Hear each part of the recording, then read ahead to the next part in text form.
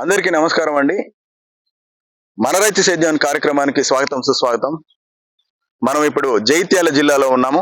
మండలం వచ్చేసి ఇబ్రహీంపట్నం, గ్రామం వచ్చేసి అద్దండి గ్రామంలో ఉన్నాం సార్. ఒక రైతు దగ్గర మనం ఉన్నామండి. ఆ రైతు వచ్చేసేసి గుజ్జుల భూమారెడ్డి గారి రైతు దగ్గర ఉన్నామండి. ఆ రైతు వచ్చేసేసి మనకు ఒకే సంవత్సరంలో అన్ని క్రాప్స్ కూడా ఏర్పాటు చేసేసి ఇప్పుడు సజ్జ పండిస్తున్నాడు. సజ్జతో పాటు వరి పండిస్తున్నాడు. వరితో పాటు అక్కడ మొక్కజొన్న క్రాప్ వేశాడండి. ఈ జగిత్యాల జిల్లాలో ఫేమస్ గా సజ్జ, మొక్కజొన్న, వరి మరియు వచ్చేసేసి పసుపు కూడా పండిస్తున్నాడండి. రైతు మాటల్లో ఏ విధంగా పండిస్తున్నాడు, ఎంత దిగుబడి వస్తుంది, ఎంత లాభదాయకం వస్తుంది అనేసి రైతు మాటల్లో కూడా మనము భూమారెడ్డి గారిని కూడా అడిగి తెలుసుకుందాం. ఏ విధంగా వస్తుంది క్రాప్, ఈ సజ్జ యొక్క విధానం ఏ విధంగా పండిస్తున్నాడు, దీనికి పెస్టిసైడ్ ఏ విధంగా కొడుతున్నాడు, దీంట్లో దిగుబడి ఎంత వస్తుందని చెప్పేసి మన మధ్యలో ఉన్న రైతు గారిని భూమారెడ్డి గారిని కూడా అడిగి తెలుసుకుందాం. అలాగే పసుపు, ఇక్కడ ఫేమస్ గా పసుపు చూస్తున్నాం. జగిత్యాల జిల్లా ప్లస్ నిజామాబాద్ జిల్లాలో వచ్చేసి పసుపు రైతులు ఎక్కువగా ఉన్నట్టుగా చూస్తున్నాం. ఈసారి పసుపుకు రేట్ ఎంత ఉంది, పసుపు ఏ విధంగా పండించాలి, పసుపు యొక్క యాజమాన్య విధానం ఏ విధంగా ఉందనేది భూమారెడ్డి గారిని అడిగి తెలుసుకుందామండి. ఉన్నాడు, ఆ రైతుకు కూడా ఉండి తెలుసుకుందాం. వెళ్తున్నామండి రైతు దగ్గర కూడా. ఈ సజ్జ చూసారండి ఎంత నీట్ గా వచ్చింది. సజ్జ కూడా చాలా బాగా వచ్చింది. దీనికి పెస్ట్ ఎన్నిసార్లు కొట్టిండు, దీన్ని ఎంత లాభం ఉందనేది మన రైతు మాటల్లో కూడా తెలుసుకుందామండి. కట్ చేసి రైట్. ఇప్పుడు మన దగ్గరలో రైతు ఉన్నాడండి, భూమారెడ్డి గారు ఉన్నారు. తన పొలంలో కూడా పనిచేస్తూ ఉన్నాడు. రైతు కూడా తెలుసుకుందాము. సార్ నమస్తే అండి. నమస్తే సార్. సార్ ఏం పేరు సార్ మీ పేరు? భూమారెడ్డి గారు. ఎక్కడ సార్ మీది? సార్ మీ పేరేంటి సార్? నా పేరు భూమారెడ్డి. భూమారెడ్డి ఎక్కడ సార్? ఏ జిల్లా సార్ ఇది? మా జైత్యాల జిల్లా. జైత్యాల జిల్లా. మండలం సార్? ఇబ్రహీంపట్నం. ఇబ్రహీంపట్నం మండలం. గ్రామం సార్? ఎద్దండి. సార్ మీరు ఎన్ని సంవత్సరాల నుంచి క్రాప్ వేస్తున్నారు సార్? అంటే ఏమేమి పంటలు వేస్తున్నారు సార్ మీరు? చిన్నప్పటి నుంచి వేస్తాం. ఇదే చిన్నప్పటి నుంచి వేస్తుంటారా సార్? అది సజ్జ మీదేనా సార్? సజ్జ మాదే సార్. ఇది దేనికి కల్టివేషన్ చేశారు సార్? ఇది పసుపు పెట్టడానికి. పసుపు పోయినసారి పసుపు పెట్టారా సార్? పసుపు పెట్టాం. ఎంత వచ్చింది సార్ ఎకరానికి? ఎకరానికి ఒక 30 డబ్బాలు వచ్చేది డ్రమ్ములు. 30 అంటే ఏ రకంగా సీడ్ ఎట్లా ఉంటుంది సార్? సీడ్ ఉంది ఇక్కడ ఉంది, ఇక్కడే ఉంది. ఆ సీడ్ కూడా పసుపు విధానం, పసుపు పండించే విధానం సీడ్ కూడా సార్ చూపిస్తానన్నాడు. చూద్దామండి ఎట్లా ఉంది సీడు అని చెప్పేసి.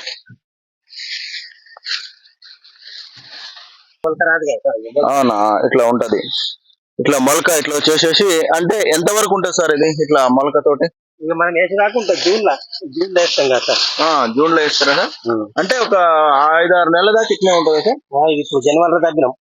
జనవరిలో అంటే జనవరి, ఫిబ్రవరి, మార్చి, ఏప్రిల్, మే, జూన్ అంటే 6 నెలలు ఇట్లే పెట్టి ఉంచుతారా సార్? జనవరిలో తప్పిన జనవరి 10 తారీఖు తప్పినాం. అవునా? చూస్తున్నారు మనం చూస్తున్నామండి. ఇది వచ్చేసేసి పసుపు అండి. ఈ పసుపు సీడు భూమారెడ్డి గారు జనవరిలో తవ్వేసేసి పక్కకు పెట్టుకుని ఇది కప్పు పెట్టుకున్నాడండి.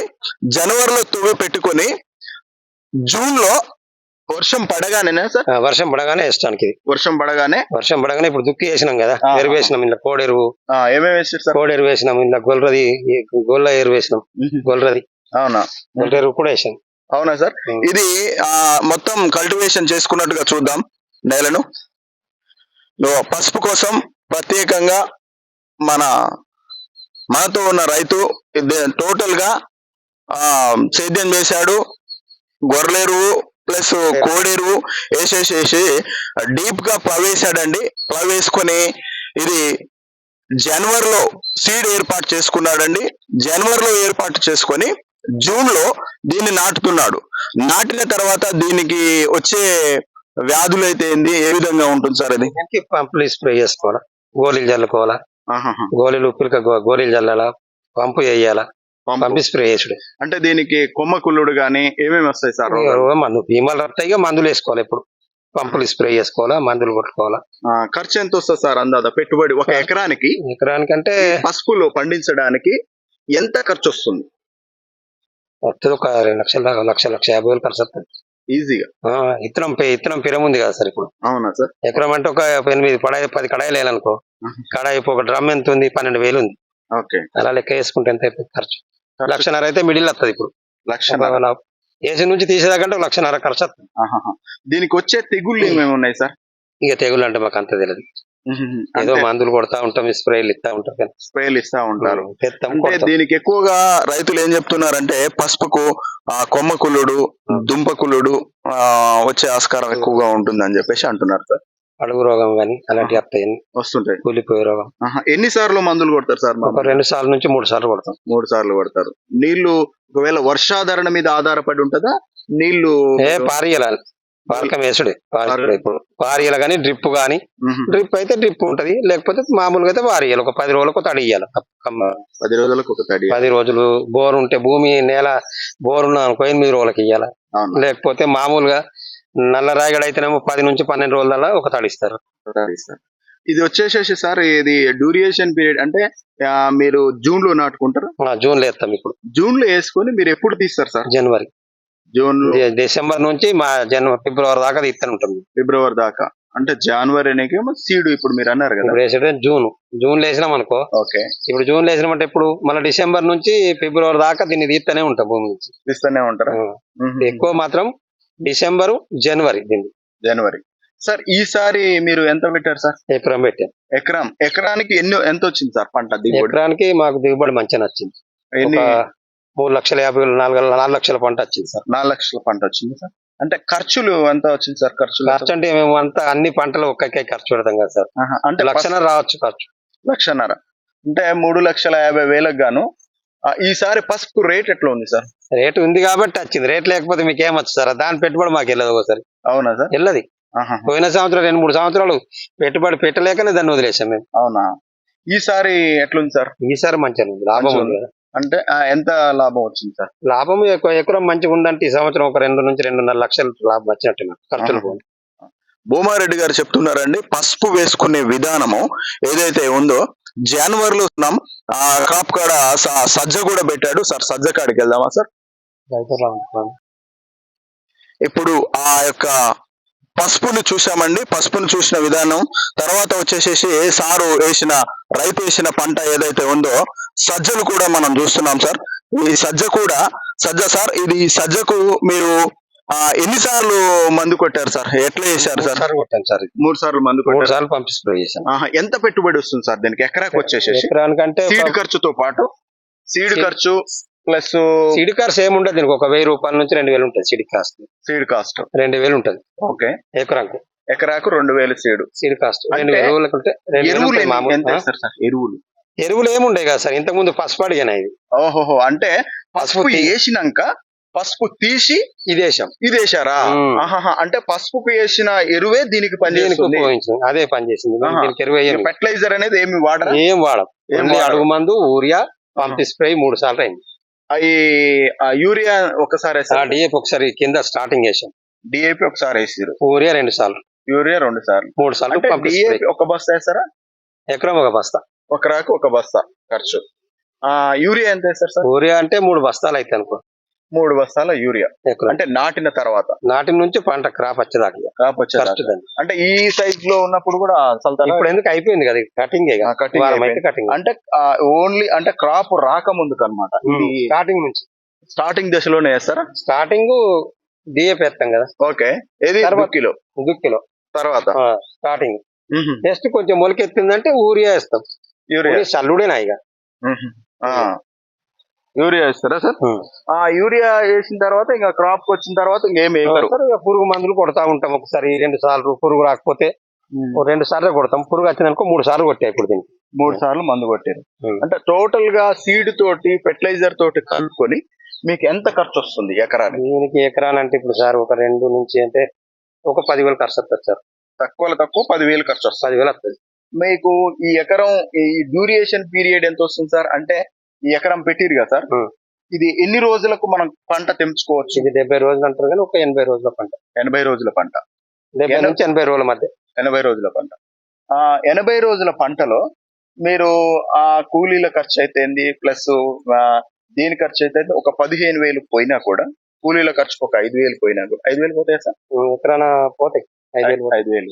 అంటే 15,000 ఖర్చు ఎక్స్పెన్సివ్ తీసేసినా కూడా మిగతా ఎంత ఒక 20,000 ఖర్చు ఉంటది, మిషన్ ఖర్చు ఉంటది, మిషన్ పట్టడానికి ఖర్చు ఉంటది, కటింగ్ ఖర్చు ఉంటది, అవును దీనికి 3 మట్ల మంది స్ప్రే ఎత్తి అవును ఇవన్నీ ఉంటాయి కదా, అవునా అడుగు మంది ఉంటాయి, డిఏపి ఎత్త వరకు ఓకే సార్. ఉంటాయి కదా. ఈ ఖర్చులన్నీ పోను మీకు ఎంత వస్తుంది సార్ దిగుబడి ఎంత దిగుబడి ఏముంది సార్, 10 క్వింటాలు వస్తుంది. క్వింటాల్ ఇప్పుడు 6,000 ఉంది, 6,500 సార్, 6,500 6,500 అంటే ఒక 60,000 వస్తుంటాయి.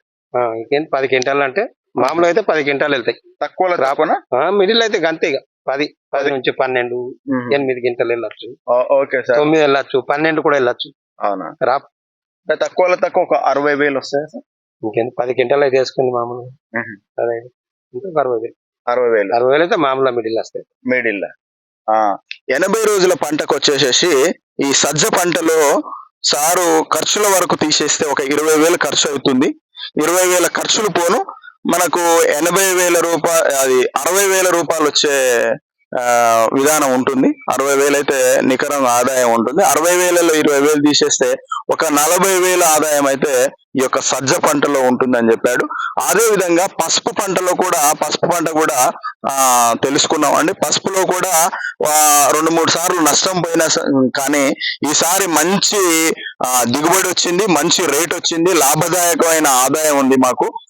పసుపు ఎన్ని సంవత్సరాల నుంచి పసుపు వేస్తున్నారు? చిన్నప్పటి నుంచి వేస్తున్నాం. చిన్నప్పటి నుంచి అంటే ఇంత డిమాండ్ ఎప్పుడు లేదా సార్? ఇది ఫస్ట్ టైం డిమాండ్, ఈ రేట్ డిమాండ్ ఉండే ఒక 10-15 ఏళ్ల కింద ఉండే కానీ ఇప్పుడు లేదు, ఇప్పుడు నడమ లేదు కదా మధ్యలో సార్. ఇప్పుడు ఈ డిమాండ్ ఎప్పుడు లేదు, ఈ 20,000 ఎప్పుడు పోలేదు, మార్కెట్ ఫీజు మేము ఎప్పుడు కూడా అవునా? ఇప్పుడు 20,000 ఉందా సార్ పసుపు రేట్? ఎప్పుడు లేదు, ఇప్పుడు ఎంత ఉంటే 17,000 ఉందంటే. 17,000 ఓకే 17,000 అంటే ఈ జగిత్యాల జిల్లా ప్లస్ నిజామాబాద్ జిల్లాలో ఎక్కువ వేస్తుంటారు. నిజామాబాద్ ఎక్కువ, జిల్లా బాగుంటది పసుపు. నిజామాబాద్ కూడా, నిజామాబాద్ జిల్లా ఎక్కువ ఉంటది. మీ ఎర్దండి గ్రామంలో ఇక్కడ బాగా తక్కువ, ఒక్క రైతు కూడా ఒక 5 ఎకరాలు వేసే వాళ్ళు ఉంటారు అనుకో, ఎకరం 2 ఎకరాలు వాళ్ళే. ఎకరం 2 ఎకరాలు. చూసారండి, పసుపు పండించాడు ప్లస్ సజ్జలు పండించాడు. మొక్క ఉందా సార్? మొక్క ఎంత ఎంత మొక్కలో ఎట్లా ఉంది సార్? మొక్క పంట మొక్క తీసేసారా సార్? అవునా? ఎక్కడ అదే మొక్క అడిగాను చూస్తున్నాము. ఎకరం సార్ ఈ మొక్క పంట అక్కడ వేసాడు సారు, తీసేశాడు. మొక్క వచ్చేసేసి మొక్కకు మందులు ఎన్నిసార్లు కొడతారు సార్ మీరు? మొక్కకు కూడా 2 సార్లు మందులు కొట్టవలసింది. 2 సార్లు మందులు కొట్టాల్సిందే. అది ఎన్ని క్వింటాలు వచ్చింది సార్ మొక్క? మొత్తం 35 క్వింటాలు వచ్చింది మాట. 35 క్వింటాలు. క్వింటా ధర ఎట్లుంటది సార్? అది 2,000 కలిపి 2,100, 2,100, 2,50. ఇది కూడా ఖర్చులు పోను ఎంత మీకు ఆదాయము ఎట్లా అనిపించింది సార్?